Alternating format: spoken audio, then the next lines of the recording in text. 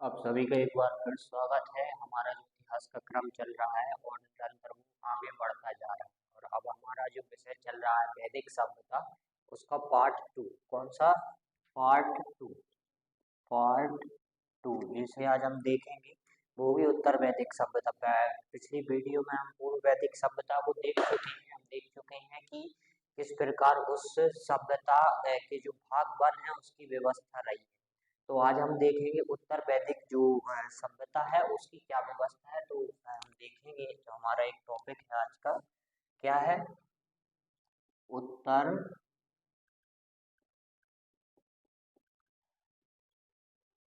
वैदिक सभ्यता। देखिए, उत्तर वैदिक सभ्यता जो है वो प्रमुख रूप से उनमें तीन है जो वेद है उनकी रचना की गई। तीन वेदों की उसमें रचना की गई। कौन कौन से वो तीन वेद हैं? तो ऋग्वेद की रचना तो पूर्व वैदिक काल में ही कर ली गई थी, परंतु जो अन्य तीन वेद हैं उनकी रचना उत्तर वैदिक काल के अंतर्गत की गई थी। कौन कौन से हैं? यजुर्वेद,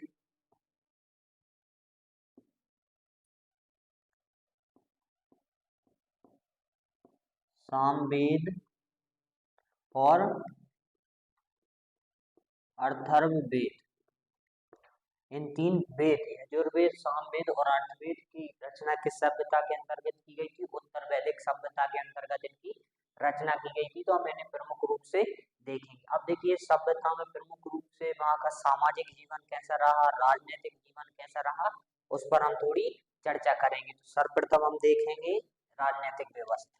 कौन सी व्यवस्था? राजनीतिक व्यवस्था।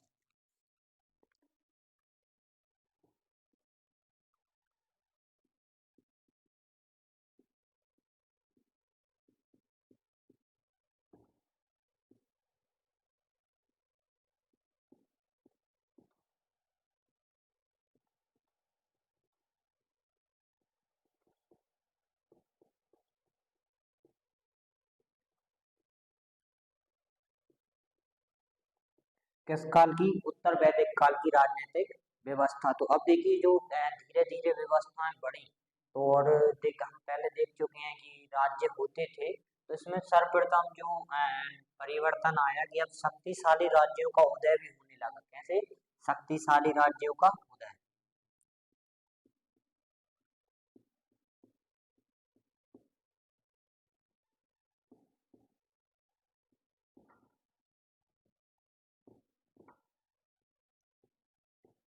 उदय शक्तिशाली राज्यों का उदय किस प्रकार हो गया? तो जो राज्य थे भरत और पुरु, उस समय के कुछ राज्य थे भरत व पुरु, जो राज्य थे।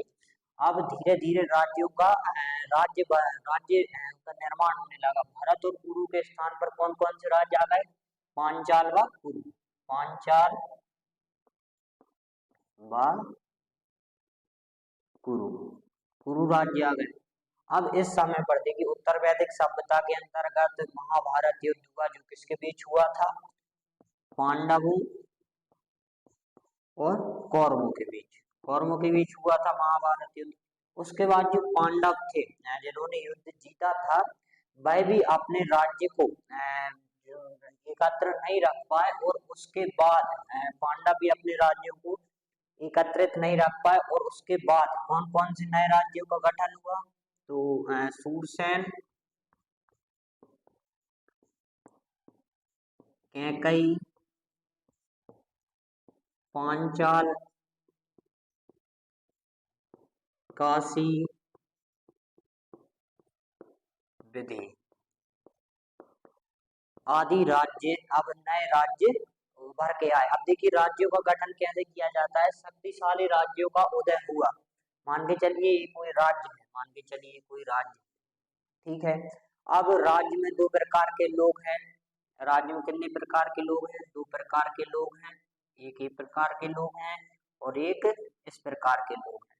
तो अब मान के चलिए कि एक संपूर्ण राज्य है, परंतु मान के चलिए जो दो नंबर की व्यवस्था है, ये कह देते हैं कि हम आपकी व्यवस्थाओं से बिल्कुल भी सहमत नहीं है। और चूंकि इनकी संख्या भी ज्यादा हो जाती है, तो इनने कह दिया कि अब हम बी नाम का एक राज्य स्थापित करेंगे। जबकि संपूर्ण राज्य का क्या नाम होता है? बी नाम होता है। अब चूंकि इनने कह दिया है कि अब हम बी राज्य के नाम की स्थापना करेंगे। अब जो बी राज्य के लोग होते हैं वह अपनी अलग व्यवस्थाएं स्थापित करते हैं, अपनी अलग राजनीतिक व्यवस्थाएं स्थापित करते हैं, युद्ध की अलग अलग व्यवस्थाओं को अपनाते हैं, थोड़ी बहुत उनकी धार्मिक व्यवस्था में भी आती है। तो ऐसे राज्य अब निर्माण होने लगा, लड़ाई के कारण राज्य का निर्माण हो गया, आपसी मतभेद के कारण राज्य का राज्य बढ़ गए। तो उस प्रकार अब उत्तर वैदिक सभ्यता में, ऋग्वेदिक काल में हम देखते हैं कि बहुत कम राज्य होते थे, परंतु उत्तर वैदिक काल सभ्य जो काल आते आते अब राज्यों का वर्गीकरण होने लगा। राज्यों का वर्गीकरण क्यों होने लगा? क्योंकि हर किसी के अपने हित थे और अपने स्वार्थ के हितों की पूर्ति के लिए उन्होंने कहा कि हमें अपने राज्य की स्थापना करनी चाहिए। तो उन्होंने कैसे एक अलग अपने अपने राज्यों का निर्माण किया। फिर देखें भरत व पुरु थे, तो पांचाल और पुरु ने उनका स्थान ले लिया, धीरे धीरे परिवर्तन हो गया। अब सूरसेन, कैकई, पांचाल, काशी और विदे जो ये राज्य बने वो किनसे अलग होकर बने? पांडव। पांडव जो पांडवों का जो राज्य था उससे अलग होकर पांडव भी अपने राज्य को सुरक्षित नहीं रख पाए और उनसे किसका? सूरसेन, कैकई, पांचाल, काशी और विदे राज्य का गठन हुआ।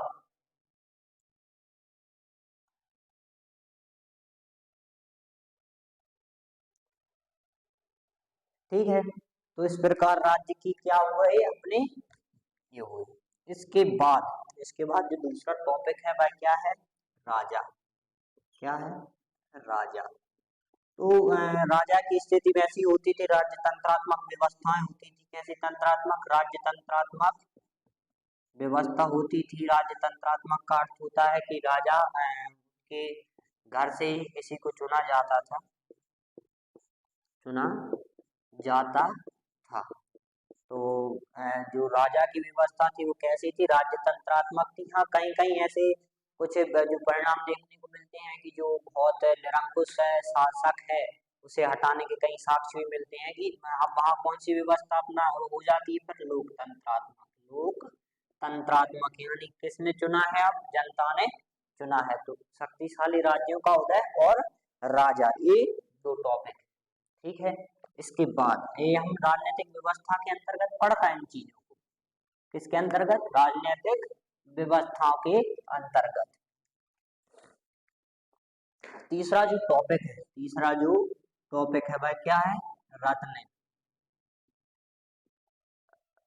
रत्न से तात्पर्य होता था कि जो राजा की परिषद होती थी उसके जो प्रमुख मंत्री होते थे, आज के समय में हम कैबिनेट मंत्री नहीं कह सकते हैं, जो राजा की सभा में राजा के प्रमुख कार्य हेतु होते थे, किसी को कोई सा कार्य दिया जाता था, किसी को कोई कार्य किया जाता था, तो रत्न के अंतर्गत कुछ लोग आते थे। रत्न का सीधा अर्थ होता है मंत्री। सबसे बड़े जो मंत्री कैबिनेट मंत्री होते हैं, जो अपने अपने विभागों में कार्य देखते थे। तो हम देखेंगे कौन कौन से थे। तो सर्वप्रथम रत्न तो राजा ही होगा। राजा जो राज्य की व्यवस्थाओं को देखता था। इसके बाद जो होता था वह क्या होता था? पुरोहित। क्या होता था? पुरोहित। अब पुरोहित का कार्य क्या होता था? तो राजा सलाह हेतु, राजा की सलाह हेतु, राजा की सलाह हेतु मान के चलिए किसी बिल को पारित करना है तो राजा पुरोहित से पूछते थे क्यों भाई बताइए ठीक रहेगा क्या बिल राज्य की दृष्टि से। तो पुरोहित काफी महत्वपूर्ण दृष्टि और एक प्रकार से जो पुरोहित होते थे उस समय वो राजा के सलाहकार भी कहे जाते थे। वो उन्हें अच्छी अच्छी सलाहें देते थे। इसके अलावा रत्न में किसको शामिल किया गया था? तो इसमें बहुत महिषी। क्या? महिषी। महिषी जो राजा होता था उसकी पटरानी को कहा जाता था। किसको कहा जाता था? पटरानी को कहा जाता था, महिषी। इसके अलावा बवाता। अब जो बवाता होती थी जो राजा की प्रिय रानी होती थी। किसकी? राजा की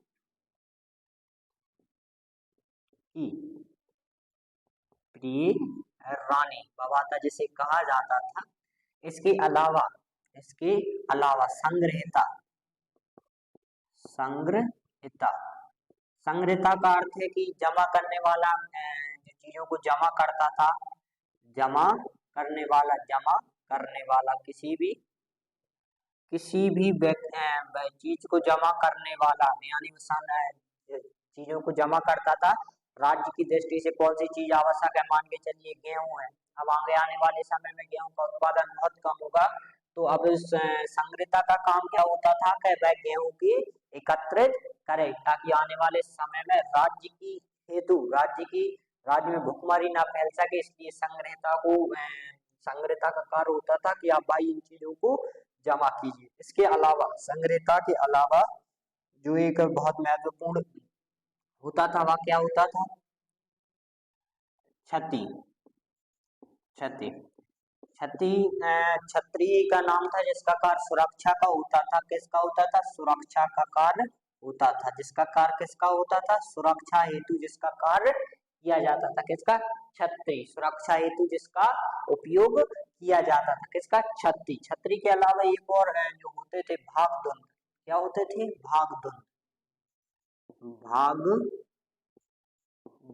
भागदुंड जो आय का लेखा जोखा, कर का लेखा जोखा करने वाला, कर का लेखा करने वाला कौन होता था, भागदंड होता था, जो कर के लिए आय व्यय का लेखा करता था।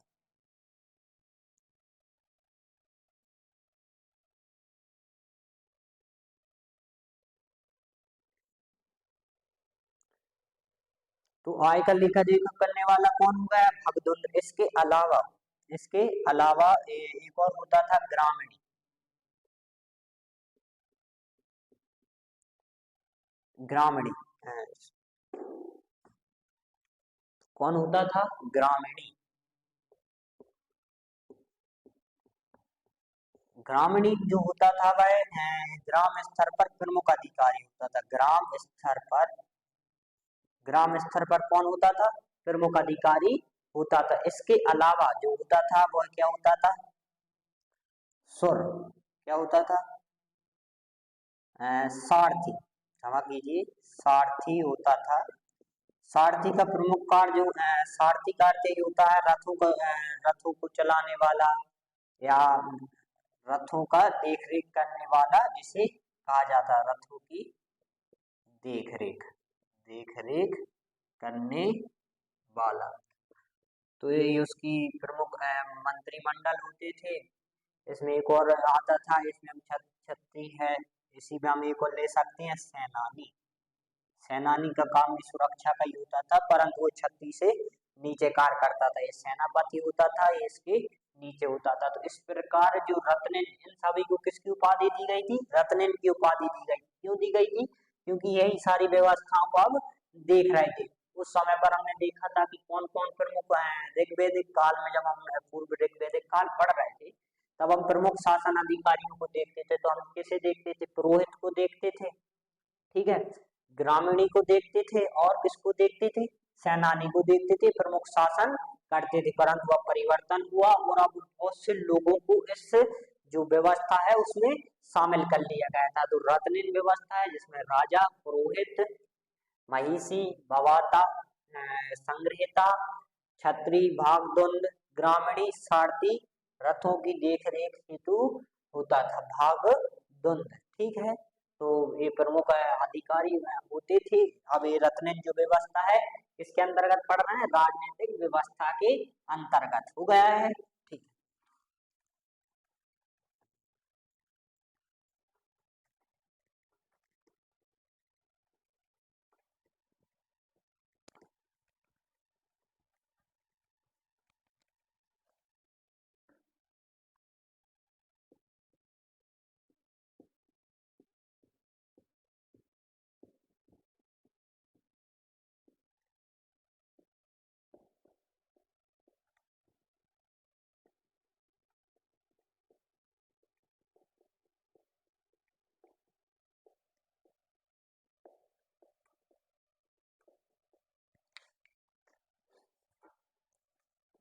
इसके अलावा जो तीसरा जो बहुत महत्वपूर्ण होता था वह क्या होती थी, सभा व समिति। सभा व समिति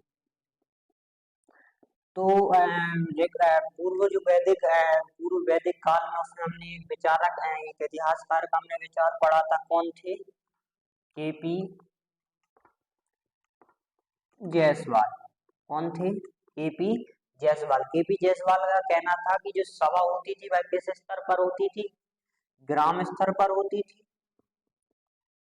और जो समिति है वह के केंद्रीय परिषद, राजा की क्या मानी जाती थी? केंद्रीय परिषद मानी जाती थी, जिसमें किस विशेष लोगों को शामिल किया जाता था। तो सभी और सभा और समिति की यदि हम चर्चा करें तो एक प्रमुख विचारक इतिहासकार कहेंगे हम, या विचारक भी कह सकते हैं इतिहास के विषय में, केपी जायसवाल। उनका मानना था कि सभा है वह ग्राम स्तर पर होती है, जो ग्राम की समस्याओं का समाधान करती थी, और समिति जो केंद्रीय परिषद होती थी राजा के समक्ष, जिसमें कुछ विशेष लोगों को शामिल किया जाता था, वह देखरेख करते थे। तो सभा और समिति पूर्व की भांति थी। अब इसके अलावा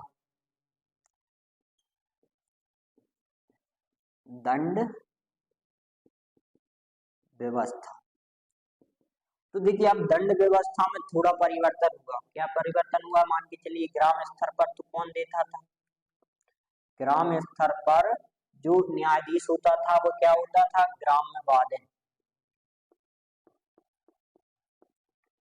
ठीक है, ग्राम्य वार्डन होता था। किस स्तर पर? ग्राम स्तर पर होता था।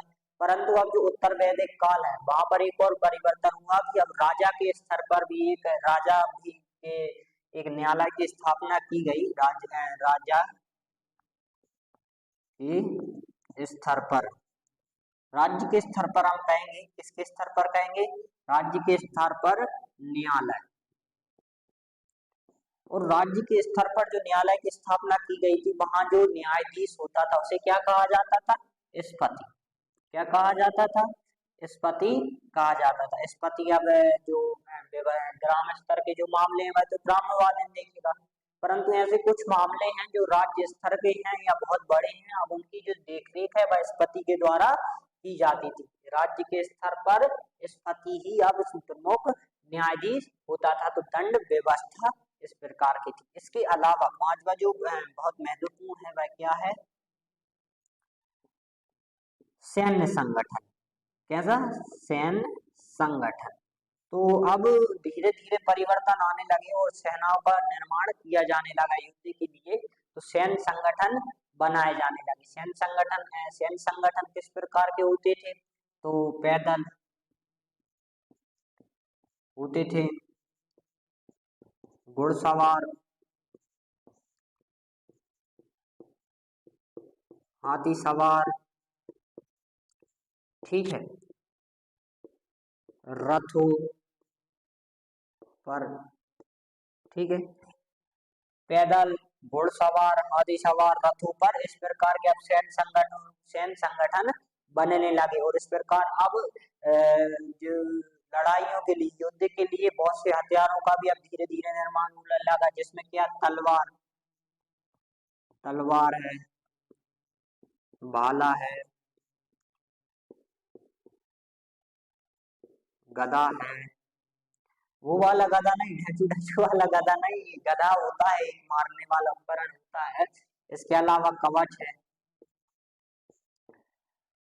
तलवार, भाला, गदा, कवच के अलावा कुछ ऐसे हथियार भी होते थे, छोटे छोटे हथियार, जो छुरी या चाकू हम कह सकते हैं, वह भी उनकी सुरक्षा के लिए वह रखते थे। तो अब ये राजनीतिक जो व्यवस्था है उत्तर वैदिक काल की, उनमें ये परिवर्तन आए।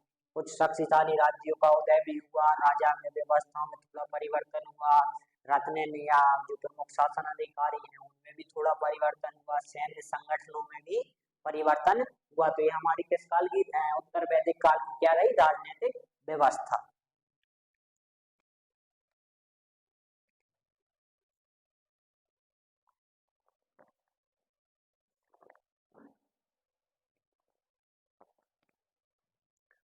ठीक है, ये हमारी व्यवस्था हो गई है। अब आगे चलते हैं।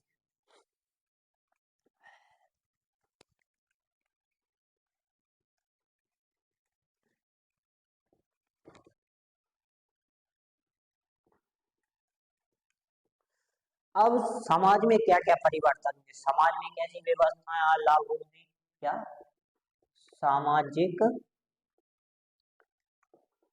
व्यवस्था। कैसी व्यवस्था, सामाजिक व्यवस्था। अब सामाजिक व्यवस्था कैसी हो गई थी, तो उस समय पर हमने पढ़े थे, तो सर्वप्रथम हम क्या देखेंगे, परिवार।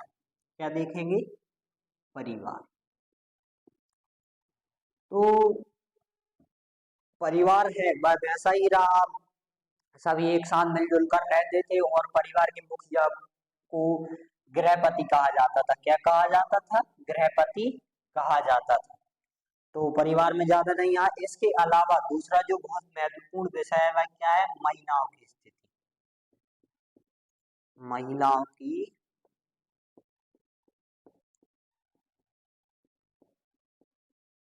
स्थिति। अब देखिए, महिलाओं की जो स्थिति पहले बहुत अच्छी थी, परंतु अब इस काल के आते आते महिलाओं की स्थिति ये जो थोड़ी गंभीर हो गई। अब जो महिलाओं की स्थिति है उस पर थोड़े रोक टोक होने लगी। क्या होने लगी, रोक टोक।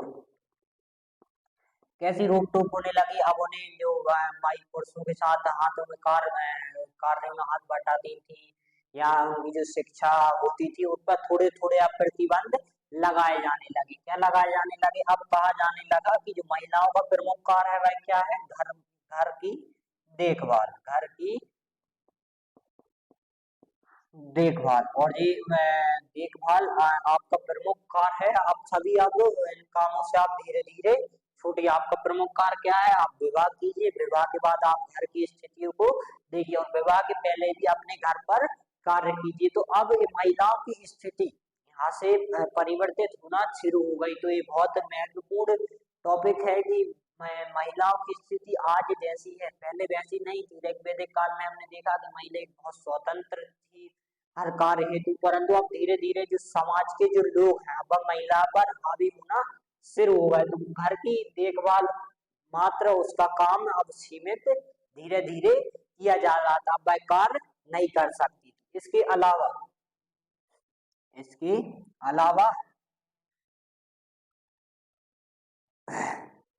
रहन सहन,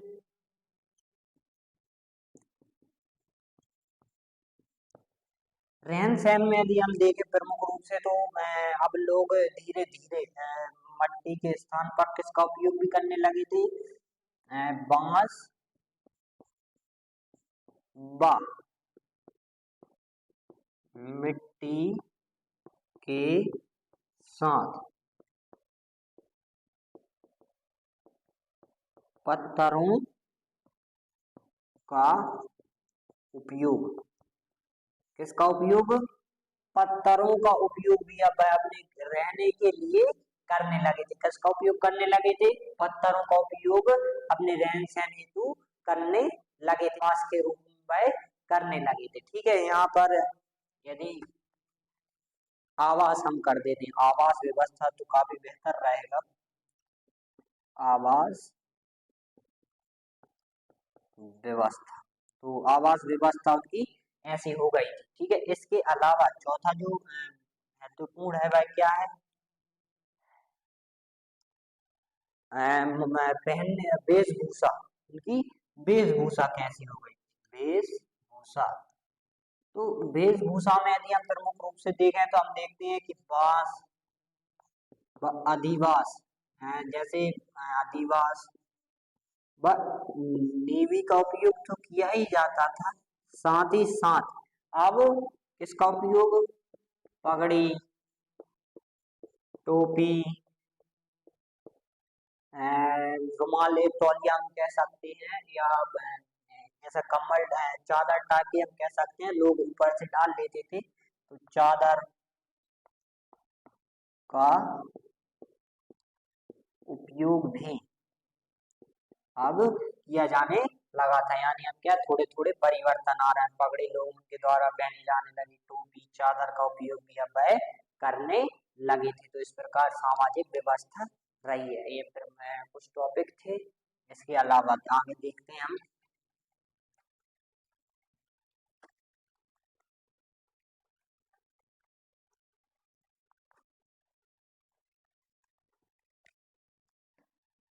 चौथा जो है, चार हो गए हैं, पांचवा जो है वह प्रमुख रूप से क्या है, अमूर्त प्रमोद के साधन। अमोद प्रमोद से तात्पर्य यही होता है कि मस्ती मजा हेतु वह क्या करते थे, तो प्रमुख रूप से हम देखते हैं तो नाचना, गाना के अलावा रथों व घोड़ों की दौड़ करते थे। इसके अलावा उनमें जो नई नई चीजें जुड़ी वो क्या हो गई, शिकार, वह शिकार भी करने लगे थे। ठीक है, शिकार वह करते थे। इसके अलावा अमोद प्रमोद के साधनों में यदि हम देखें तब वह सामूहिक नृत्य भी करने लगे थे। कैसा, सामूहिक नृत्य, सामूहिक नृत्य भी करने लगी थी। इसका समय में उत्तर वैदिक सभ्यता के अंतर्गत सामूहिक नृत्य व शिकार भी अब धीरे धीरे उनमें परिवर्तन आया। अमोद प्रमोद साधन के बाद क्या है, शिक्षा, जो समाज के विकास के लिए बहुत आवश्यक है। तो और शिक्षा किसके तहत दी जाती थी, शिक्षा किसके तहत दी जाती थी, उपनयन संस्कार के तहत। किसके तहत, उपनयन संस्कार के द्वारा। उपनयन संस्कार का अर्थ क्या होता है कि बच्चा है वह गुरु के साथ चला जाता है, वहां से शिक्षा दी जाती है। अब शिक्षा के अंतर्गत उन्हें क्या क्या सिखाया जाने लगा, तो शिक्षा के अंतर्गत अस्त्र शस्त्र चलाना, ठीक है। इसके अलावा ज्योतिष भी उन्हें पढ़ाया जाने लगा, थोड़ा थोड़ा। ज्योतिष क्या है, विज्ञान व गणित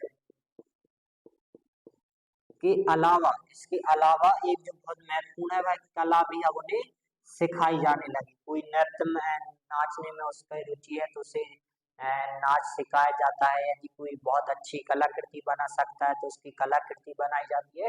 तो उपनयन संस्कार के तहत जो शिक्षा दी जाती थी वह केवल ऐसा नहीं था कि उन्हें वेद पुराण रटाए जा रहे हैं, नहीं। शिक्षा का अर्थ होता था कि आप जिस चीज में बेहतर हैं उस चीज को आप आगे बढ़ाए। कोई अस्त्र शस्त्र में बेहतर है तो उसे अस्त्र शस्त्र सिखाए जाते थे। कोई विज्ञान व गणित बहुत अच्छा जानता है, कोई कला बहुत अच्छा जानता है, किसी को ज्योतिष शिक्षा दी जा रही है, तो उस समय की शिक्षा काफी अच्छी थी। तो शिक्षा किसके तहत दी जाती थी, उपनयन संस्कार के तहत, जो हम पूर्व ऋग्वैदिक काल में जो उस व्यवस्था को पढ़ चुके हैं। इसके अलावा एक जो बहुत महत्वपूर्ण परिवर्तन इस समय समाज में हुआ,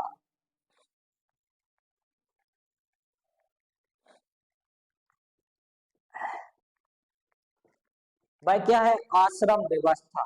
वह कौन सी व्यवस्था लागू हो गई अब, आश्रम व्यवस्था, आश्रम व्यवस्था। आश्रम व्यवस्था प्रमुख रूप से कितने भागों में विभक्त थी, 4 भागों में विभक्त थी। कितने भागों में, ब्रह्मचर्य आश्रम,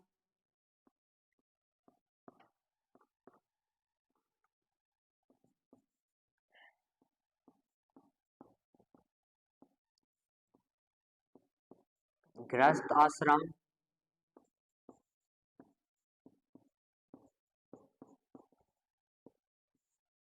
वानप्रस्थ आश्रम और संन्यास आश्रम।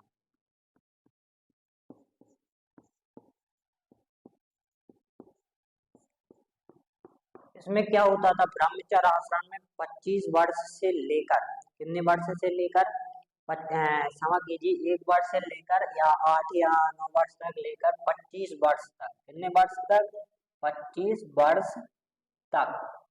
शुरुआती 25 वर्ष तक आपको ब्रह्मचर्य में रहना होता था।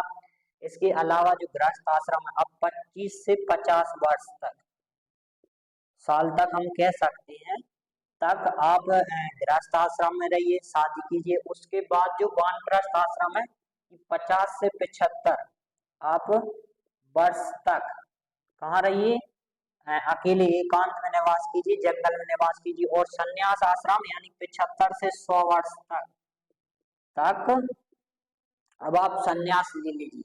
आप न घर न परिवार किसी की भी आप आवश्यकता नहीं है। तो ये ब्रह्मचर्य आश्रम, गृहस्थ आश्रम, वानप्रस्थ और संन्यास आश्रम उत्तर वैदिक काल की सामाजिक जो व्यवस्था है उसमें एक बहुत बड़ा परिवर्तन था।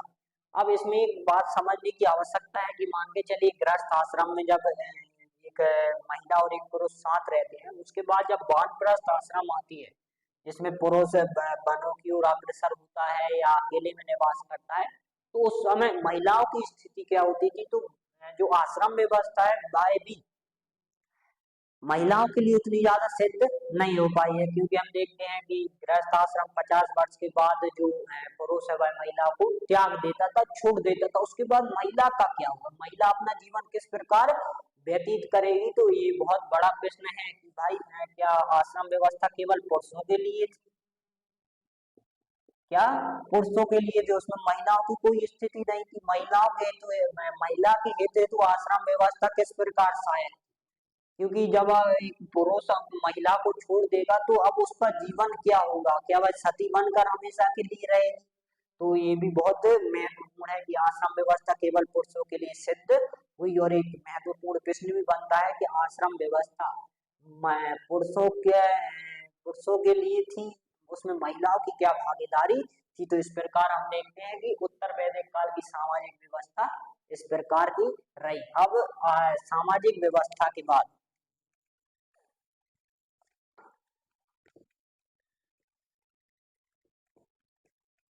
सामाजिक व्यवस्था के बाद एक जो व्यवस्था आती है वह क्या है, आर्थिक व्यवस्था। कौन सी व्यवस्था, आर्थिक व्यवस्था।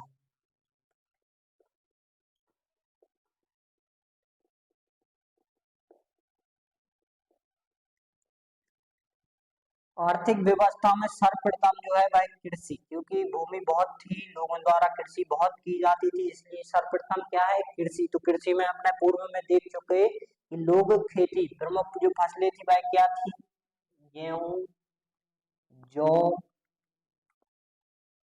मूंग, उड़द, प्रमुख फसलें थी। अब खेती हेतु किसका उपयोग किया जाता था, बैलों का उपयोग। किसका उपयोग किया जाता था, बैलों का उपयोग। ठीक है, खाद का उपयोग भी लोग करते थे, खाद का उपयोग। अब इस समय पर जो बहुत परिवर्तन आए कि जो फसल काटने की जो काटने का जो उपकरण हुआ उसे इस समय में क्या कहा गया, दुरांती। क्या कहा गया, दुरांती। किसने, फसल काटने का हथियार, किसने, दुरांती कहा गया। दूसरा क्या है कि अब वर्ष में 2 बार फसलें उगाई जाने लगी। ऋग्वैदिक काल में हम देखते थे कि वर्ष में केवल एक ही फसल उगाई जाती थी, परंतु अब कितनी, 2 फसलें, 2 फसलें वर्ष में कितनी बार उगाई जाने लगी, 2 बार। वर्ष में 2 बार उगाई जाने लगी। कितनी बार उगाई जाने लगी, 2 बार उगाई जाने लगी। तो ये उत्तर वैदिक काल की आर्थिक स्थिति के अंतर्गत कृषि में हुए कुछ परिवर्तन थे। क्या थे कि अब ये जो फसल काटने वाला हाशिया जिसे हम कह सकते हैं उसे क्या कहा गया, दुरांती कहा गया। और 2 फसलें अब प्रमुख रूप से उगाई जाने लगी। तो ये किसकी स्थिति रही, कृषि की स्थिति रही। इसकी कृषि के अलावा, इसके अलावा, कृषि के अलावा दूसरा जो महत्वपूर्ण था वह क्या था, आखेट। आखेट में ज्यादा परिवर्तन नहीं आया, बस आखेट में क्या हुआ कि उस समय पर गाय को बहुत पवित्र माना जाता था और उसके मांस का उपयोग नहीं किया जाता था। परंतु उत्तर वैदिक सभ्यता के अंतर्गत कहीं कहीं गाय के को भी मारकर उसका गाय का मांस का उपयोग किया जाने लगा। इसके अलावा शिकार की वही प्रवृत्ति थी कि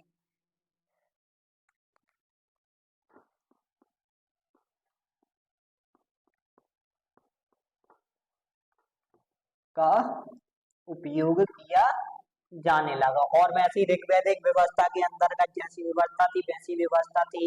इन पक्षियों को शिकार करने हेतु जाल व जानवरों का शिकार करने हेतु गड्ढों का उपयोग किया जाता था। तो आखिर गाय के मांस का उपयोग। तीसरा जो महत्व बिंदु है वह क्या है, पशुपालन। तो पशुपालन के अंतर्गत गाय, भैंस, बकरी, घोड़ा, गधा, हाथी आदि पाले जाते थे। अब देखिए गाय से क्या है कि गाय से दूध प्राप्त होता था, उस दूध से बहुत से जो दूध है, दही है, मक्खन है, मठाई आदि चीजों को प्राप्त किया जाता था। बकरी से भी दूध का उपयोग दूध के लिए किया जाता था। इसके अलावा घोड़े के जो उपयोग है वह घोड़ों की रेस जैसे है उसके लिए उसका उपयोग किया जाता था। गधा का उपयोग प्रमुख रूप से माल की ढुलाई हेतु किया जाता था और हाथी का उपयोग जंगलों में जाने हेतु लोग करते थे। तो पशुपालन के अंतर्गत गाय, भैंस, बकरी, घोड़ा, गधा आदि प्रमुख रूप से पाले जाते थे। इनके मांस का उपयोग भी किया जाता था। सीधा सा अर्थ है कि बकरी है या फिर गाय है, इसके मांस का उपयोग भी किया जाता था। अब इसके अलावा क्या है, व्यापार व वाणिज्य, व्यापार व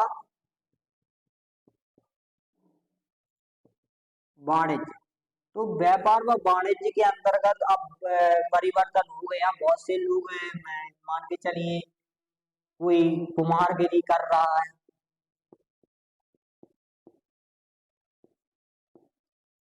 ठीक है, कोई बाल काटने का उपयोग, बाल काटने बाल काटने का कार्य कर रहा है, ठीक है। इसके अलावा कोई अनाज खरीद रहा है, ठीक है, कुम्हारगिरी हो रहा है। इसके अलावा बहुत से मजदूर हैं जो दूसरे के यहाँ कार्य करते हैं, कोई फसल उगाने का कार्य कर रहा है,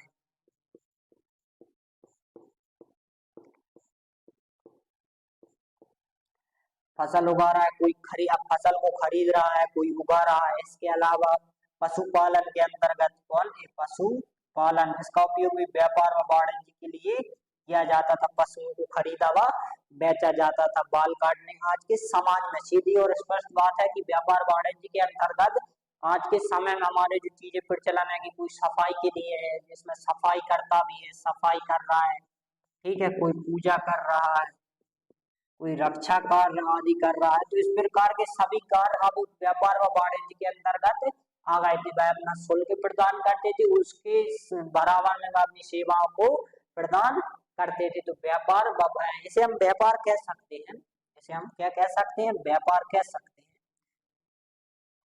क्योंकि अगला टॉपिक बन जाएगा व्यापार व वाणिज्य। तो इस प्रकार की जो व्यापार व्यवस्था रही, आर्थिक व्यवस्था थी, क्योंकि आर्थिक लाभ इनसे होता था। अब इसके अलावा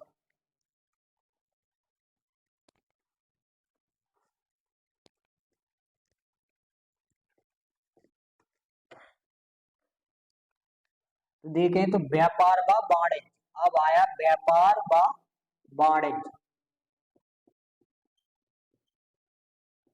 तो व्यापार व वाणिज्य के अंतर्गत यदि हम देखें तो इस समय बहुत परिवर्तन हुए। इस समय पर एक व्यापारिक संघ की स्थापना की गई। किसकी, व्यापारिक संघ, व्यापारिक संघ।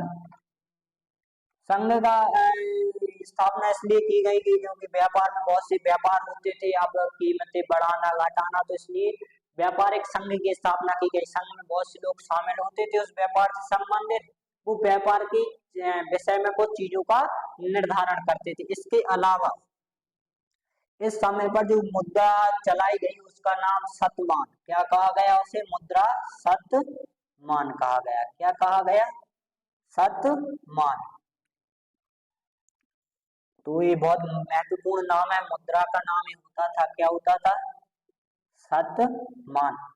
अब जो मान के चलिए मुद्रा तो चली गई है, तो विनिमय का प्रमुख आधार क्या हो गई, मुद्रा, क्या हो गई, सतमान।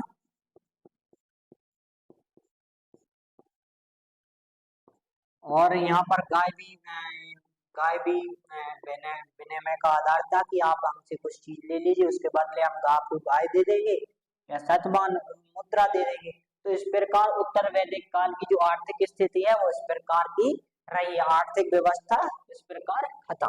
ठीक है। अब आर्थिक स्थिति के बाद आती है धार्मिक स्थिति। कौन सी स्थिति? धार्मिक स्थिति।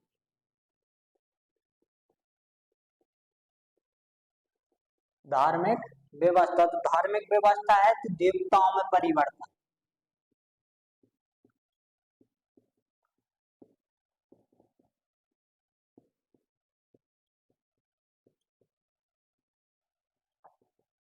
इस समय पर ऋग्वेदिक काल में हम देखते हैं कि 33 कोटि देवताओं को माना जाता है, परंतु इस समय पर देवताओं की स्थिति में भी परिवर्तन हुआ। प्रमुख रूप से किसे? विष्णु व शिव को क्या माने जाने लगा? प्रमुख देवता माना जाने लगा। अब उनकी थोड़ी जो कीमत थी, वैल्यू थी, वो देवताओं की कम हो गई, क्योंकि सामाजिक व्यवस्था है, समाज के लोग ये सोच जाते हैं भाई भाई एक व्यवस्था बन जाती है। मान के चलिए ये एक बहुत बड़ा समाज है, ठीक है।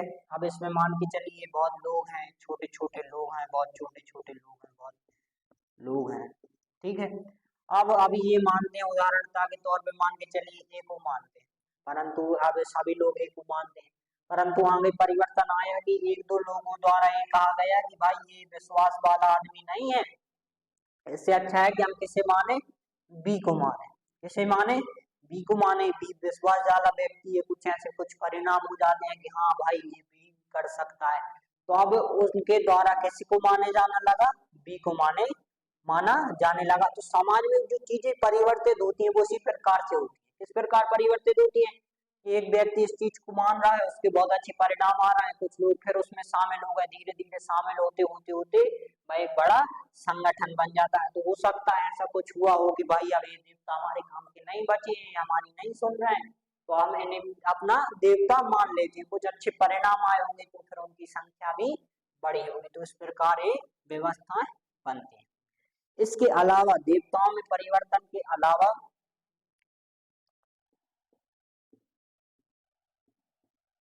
यज्ञों में कमी। अब थोड़ी यज्ञों में कमी आने लगी थी। उसका कारण यही था कि अब प्रमुख देवता ये हो गए, और उस समय यज्ञ के देवता प्रमुख रूप से अग्नि है, इंद्र है, नहीं माना जाता था, क्योंकि इनकी इच्छाओं की पूर्ति करते थे। परंतु जब ये देवता आए तो फिर किसमें कमी हो गई? यज्ञों में कमी हो गई। किसमें? यज्ञों में। विश्वास कम हो गया, अविश्वास, अविश्वास का भावना आ गई।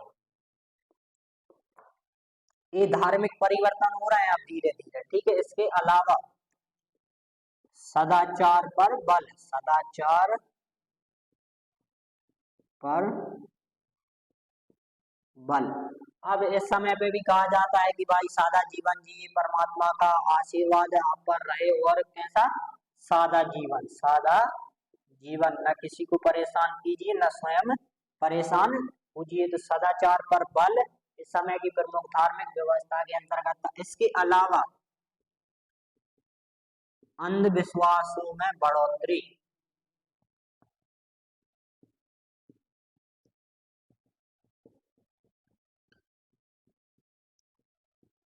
अब लोग अंधविश्वास करने लगे थे, जादू टोना यहाँ पर होने लगा था, लोग जादू टोना आप करने लगे थे। इसके अलावा तंत्र विद्या, तंत्र विद्या भी अब लोग करने लगे थे। किसके लिए? अपने सुख के लिए। किसके लिए? अपने निजी स्वार्थों के लिए, निजी स्वार्थों के लिए भी अब किसका उपयोग किया जाने लगा था? अंधविश्वास आ गए। जब परमात्मा के अलावा भी वह कुछ ऐसी चीजों का उपयोग करने लगे थे जिसमें जादू टोना, तंत्र विद्या, जिससे वह अपने निजी स्वार्थों की पूर्ति करने लगे थे। तो ये कुछ धार्मिक परिवर्तन आए, बेसिक रूप में कुछ धार्मिक परिवर्तन हुए। तो इस प्रकार जो हमारी धार्मिक व्यवस्था है वह भी लगभग बहुत बेसिक चीज में खत्म हो चुकी है। इसके अलावा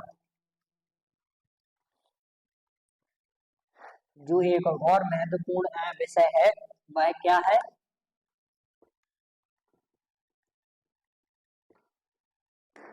विज्ञान व तकनीक। क्या है? विज्ञान व तकनीक। तो विज्ञान व तकनीक में सबसे जो है कि सूर्य की जो मार्ग है, सूर्य का मार्ग, सूर्य का मार्ग, उसे कितने भागों में बांटा गया? 23 भागों में। और प्रत्येक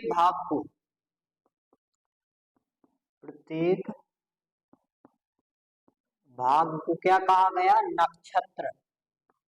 क्या कहा गया? नक्षत्र कहा गया। 23 नक्षत्र जब से होने लगे हैं सूर्य के मार्ग में, सूर्य तक पहुंचने के लिए कितने नक्षत्र होने लगे? 23 नक्षत्र। इसके अलावा ज्योतिष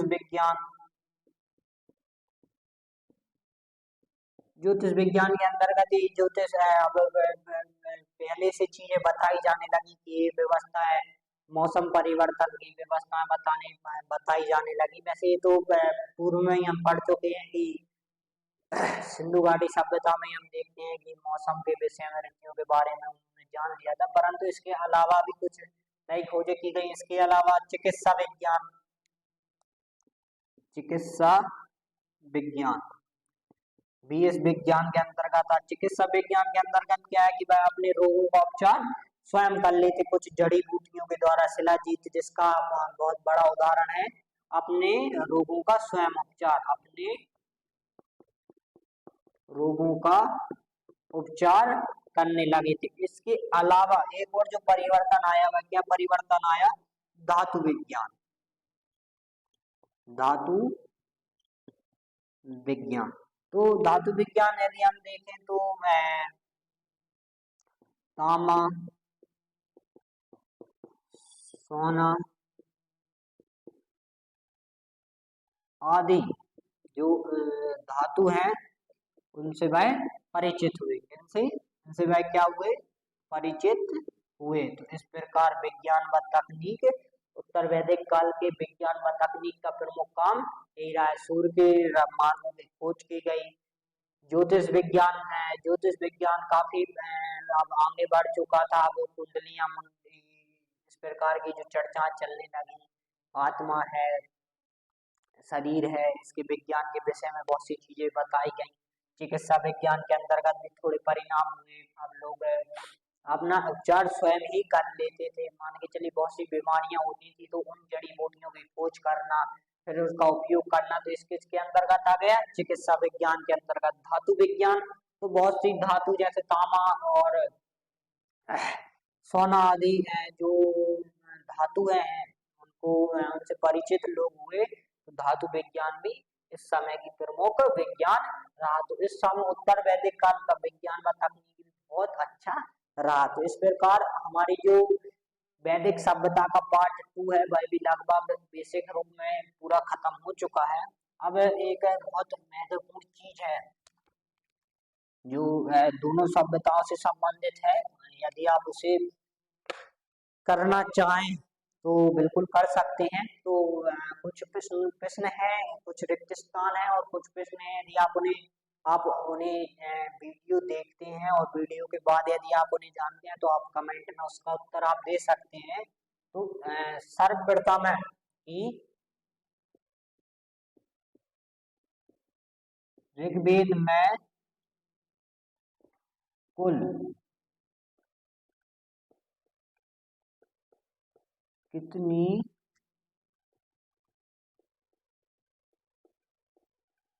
सूक्तियां हैं? ठीक है, ऋग्वेद में कुल कितनी सूक्तियां हैं, इसकी आपको संख्या बतानी है। आप कमेंट में इसका उत्तर आप दे सकते हैं। इसके अलावा दूसरा जो विषय है वह क्या है? ऋग्वेद को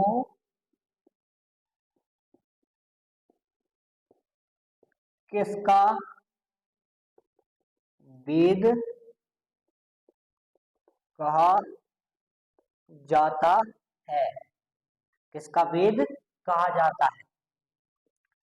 तीसरा है जो काफी महत्वपूर्ण हो सकता है कि जो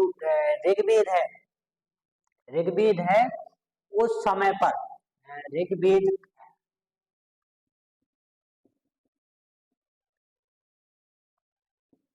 मैं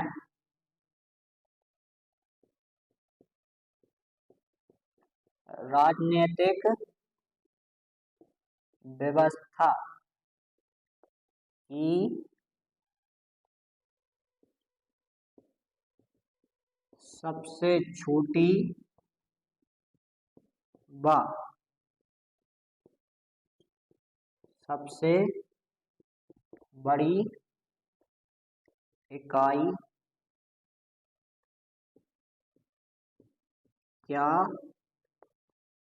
होती थी।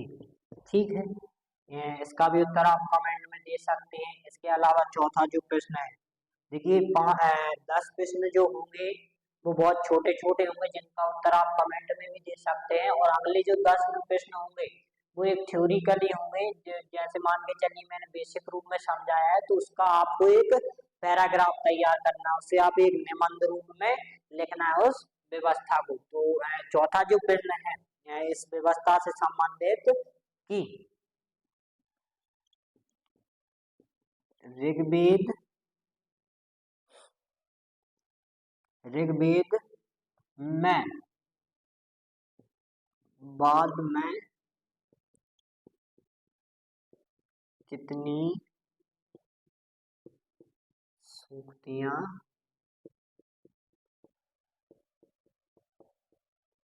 जोड़ी गई। पांचवा जो प्रश्न है जो ऋग्वेद से संबंधित है कि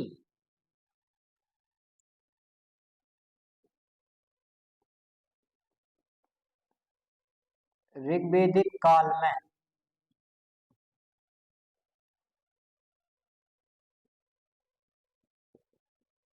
वस्तु विनिमय का आधार क्या होता था। हाँ जी, जो प्रश्न है उन्हें आप नोट कर लीजिए। आप तुरंत भी आप उत्तर दे सकते हैं। इसके अलावा 5 जो है वह उत्तर वैदिक काल से संबंधित होंगे।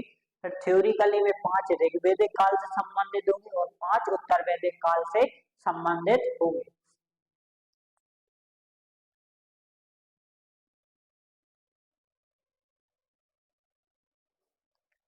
ठीक है, हो गया है। अब आगे आगे बढ़ते हैं थोड़ा।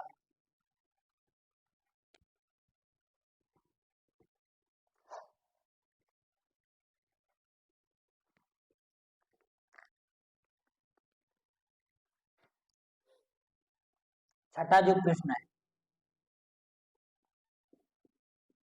उत्तर वैदिक काल के समय का निर्धारण कीजिए। उत्तर वैदिक काल के समय का निर्धारण कीजिए, कब से कब तक रहा। इसके अलावा सातवां जो प्रश्न है, सातवां जो प्रश्न है कि उत्तर वैदिक काल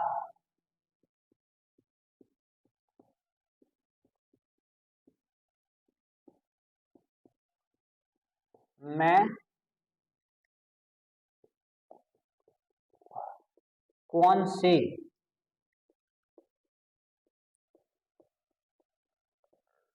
राजनीतिक परिवर्तन हुए। कोई दो लिखिए, कितने लिखिए, कोई दो लिखिए। ठीक है,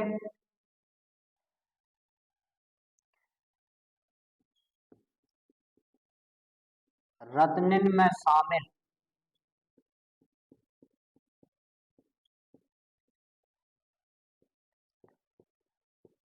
महिषी, ठीक है क्या, महिषी, भागदुंद व क्षति को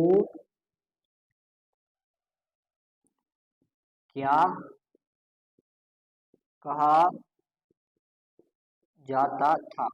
इनके हमें देखना है कि भागदंड को क्या कहा जाता था, छठी को क्या कहा जाता था और महिषी को क्या कहा जाता था। इसके अलावा नाबाजुक प्रश्न है कि उत्तर वैदिक काल की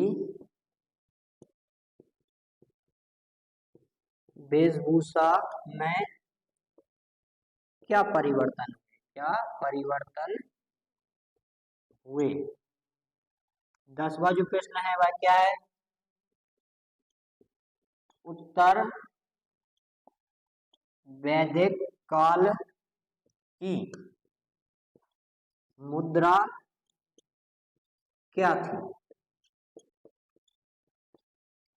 ये जो 10 प्रश्न है भाई ऑब्जेक्टिव टाइम में है, आप इसका उत्तर कमेंट में भी दे सकते हैं या स्वयं लिख सकते हैं, एक रिवाइज है। अब जो 10 प्रश्न होंगे वह थ्योरिकली होंगे, उसमें थोड़ा आपको लिखना होगा, तो वे 10 प्रश्न किस प्रकार के होंगे भाई भी आप देख लीजिए, फिर आप इसे करते रहिएगा।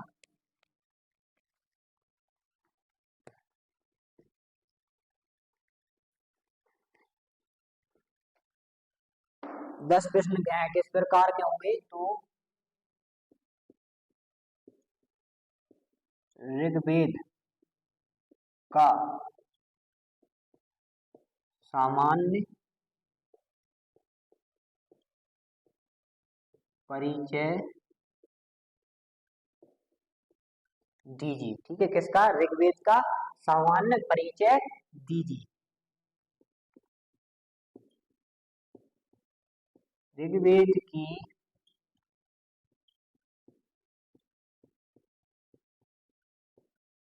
राजनीतिक व्यवस्था को समझाइए। किसको समझाइए, राजनीतिक परिभाषा को समझाइए। इसके अलावा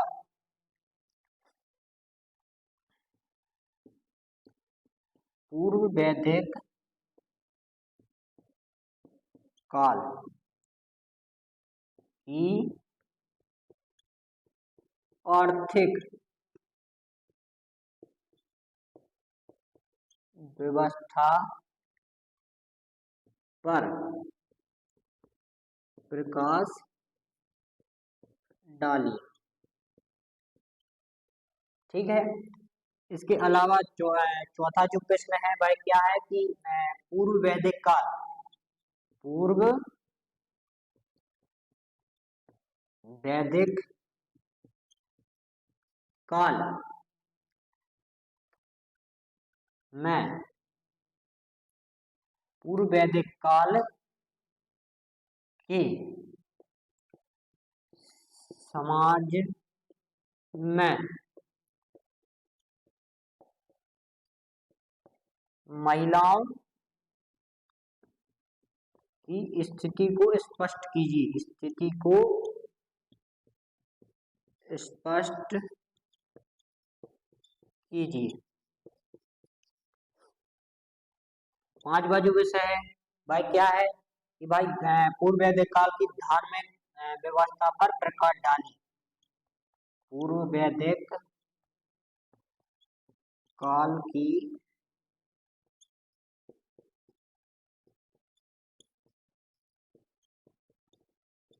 व्यवस्था क्या थी। ठीक है, ये 5 प्रश्न हो गए हैं।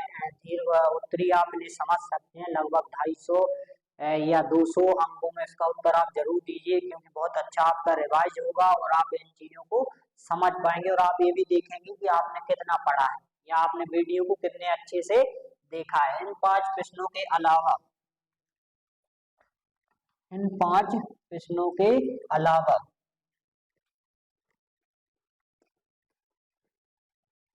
एक और जो अगले 5 जो प्रश्न है वह क्या है, उत्तर वैदिक काल में समाज में क्या क्या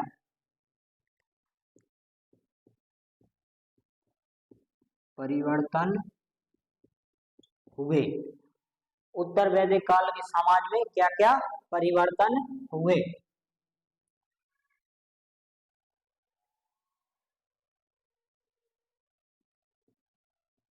उत्तर वैदिक सभ्यता पूर्व वैदिक सभ्यता से किस प्रकार अलग थी। ठीक है, आठवां जो प्रश्न है वह क्या है, उत्तर वैदिक सभ्यता की धार्मिक अवगुणों को लिखिए। ठीक है, और नवा जो अंतिम प्रश्न है, नवा उतने ही रहने दीजिए, चार वेदों के नाम लिखिए। कितने वेदों के नाम लिखिए, चार वेदों के नाम लिखिए। हो गया है। अब इसके बाद थोड़ी चीज और समझ लीजिए प्रश्नों के बाद, तो हो गया है ये प्रश्न।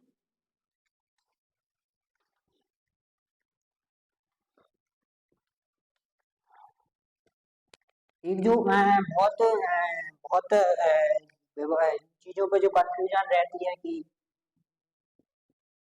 प्रकाश डालिए, ठीक है, वर्णन कीजिए, समझाइए, स्पष्ट कीजिए,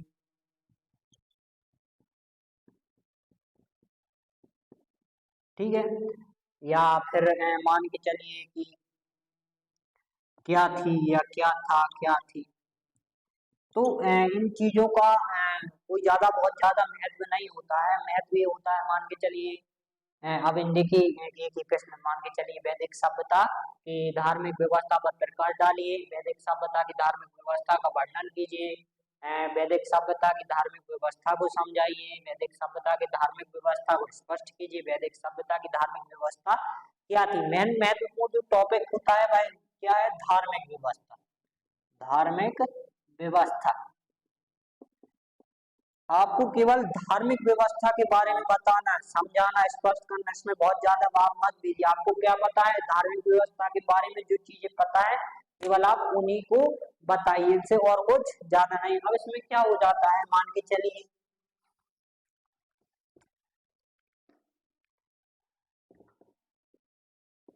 अति लघु उत्तरीय है। अब उसमें कहा कि धार्मिक व्यवस्था को समझाइए, तो आप उसमें कह सकते हैं कि धार्मिक व्यवस्था अच्छी थी। धार्मिक व्यवस्था के अंतर्गत जो महत्वपूर्ण टॉपिक है आप उन्हें ले सकते हैं कि यज्ञों की प्रधानता थी, 33 कोटि देवताओं को माना जाता था, इंद्रिय ऐसे देवता थे। इसके अलावा ऋग्वेद की यदि हम बात करें तो ऋग्वेद की कुछ अच्छी विशेषताएं थी। अति लघु उत्तरीय में हो गया। अब मान के चलिए लघु उत्तरीय में पूछते हैं, तो लघु उत्तरीय में हम क्या कर सकते हैं, लघु उत्तरीय में हम कर सकते हैं कि आप सबका एक तरफ से कर दीजिए और एक किसी एक का वर्णन कर दीजिए। जैसे मान के चलिए 33 कोटि देवताओं का आपने स्पष्ट वर्णन कर दिया है, और अन्य चीजों को आपने शॉर्ट शॉर्ट में लिख दिया कि यज्ञों की प्रधानता थी, सदाचार पर बल दिया जाता था। इसके अलावा अन्य चीजें, अब वही मान के चलिए दीर्घोत्तरीय आ जाता है। क्या आ जाता है, दीर्घोत्तरीय। तो दीर्घोत्तरीय में क्या है, हर चीज का वर्णन कर दीजिए। 33 कोटि देवता है, यज्ञों की प्रधान, यज्ञों का महत्व, सदाचार पर बल है, या मान के चलिए आत्मा और शरीर के विषय में बहुत कुछ कहा जाता था। तो ये तीन कैटेगरी जो है वो केवल आपको ये बताती है कि आप छोटे से छोटा और बड़े से बड़ा कैसे कर सकते हैं। तो इस चीज पर विशेष ध्यान रखिए। आज हमारी जो है वैदिक सभ्यता है वह भी पूर्ण हो चुकी है। सिंधु सभ्यता और वैदिक सभ्यता जो कि हमारे इतिहास की बहुत महत्वपूर्ण सभ्यताएं हैं वो हमने पूर्ण कर ली हैं। अब अगला जो हमारा विषय है वह अब हम किसके अंतर्गत आ रहे हैं, मान के चलिए हमारा प्रागैतिहासिक काल भी हो गया है, आग ऐतिहासिक काल भी हो गया है। अब हमारी जो अगला वीडियो होगी वह किस पर होगी, प्राचीन इतिहास। इतिहास अब हम किसमें प्रवेश कर रहे हैं, प्राचीन इतिहास में। तो हमारी जो अगली वीडियो होगी वह क्या होगी, प्राचीन इतिहास को जानने के स्रोत, प्राचीन इतिहास को जानने के स्रोत। प्राचीन इतिहास को हम किस प्रकार जान सकते हैं, तो हम इस पर कार्य करेंगे। और वैसे आपको वीडियो कैसी लगी बिल्कुल कमेंट में आप बता सकते हैं। और देखिए पढ़ाई बहुत महत्वपूर्ण है, परंतु पढ़ाई के साथ साथ ऐसी पढ़ाई भी आप कीजिए जो आपको समझ आए, जो आपको थोड़ा समझा सके। ऐसी पढ़ाई भी आपको करना बहुत जरूरी है। इसके साथ पढ़ते रहिए। बहुत बहुत धन्यवाद।